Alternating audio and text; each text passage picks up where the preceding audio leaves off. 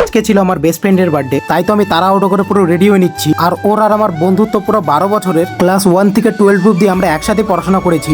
যা কিছুই হয়ে যাক, আমি ওর বার্থডে কোনোদিন ভুলিনি, ও আমার বার্থডে কোনোদিন ভুলেনি। এই 12 বছর অনেক বন্ধু এসেছে আর গিয়েছে, কিন্তু সত্যি কথা বলতে তোর মতন বন্ধু আর কোনো জায়গায় পেলাম না। হয়তো আমি আর এখন পড়াশোনা করি না, তবুও আমাকে মনে রেখেছে। কিছু কিছু বন্ধুত্ব এমনও হয় যেটা কোনোদিন ভোলা যায় না। চলো বেশি কথা না বলে এবার বান্ধবীর বাড়ি যাওয়া যাক। তারপর চলে আসলাম বান্ধবীর বাড়িতে। তারপর বান্ধবীকে বান্ধবীর বাড়ি থেকে নিয়ে চলে আসলাম কেকের দোকানে। তারপর এখান থেকে একটা ছোট দেখে কেক নিয়ে নিলাম, কেননা পকেটের অবস্থা এখন খুবই খারাপ, তাই যতটুকু পেরেছি ততটুকুই করেছি। আর এখন যাচ্ছি আমরা বান্ধবীর বাড়িতে, কেননা প্রথমে ভেবেছিলাম কোনো পাবলিক প্লেসে কেক কাটবো, সেটা বোধহয় আর হবে না, কেননা রাত অনেকটাই হয়ে গিয়েছে আর আমাকে বাড়িও যেতে হবে। তারপর বান্ধবীর বাড়িতে এসে প্রথমে তো কেকটা কেটে নিলাম। আর আজকে তো আমার তাদের কথা মনে পড়ছে যারা নাকি একটা ছেলে আর একটা মেয়ের বন্ধু নিয়ে ভেদাভেদ করে। থাক, এটা নিয়ে আর বেশি কিছু বলবো না, তাহলে আবার বিবাদ হয়ে যাবে। শুধু তোকে একটা কথাই বলবো, তুই সারা জীবন অনেক ভালো থাক, অনেক সুখী থাক, আর আমাদের এই বন্ধুত্ব জানি কোনোদিনও নষ্ট না হয়। আরেকবার তোকে বলছি হ্যাপি বার্থডে সুস্মিতা, তুই সারা জীবন বেঁচে থাক আর অনেক খুশি থাক। আর তোমাদের এই ভিডিওটা কেমন লাগলো প্লিজ কমেন্ট করে বলো। আজকের মতন বাই।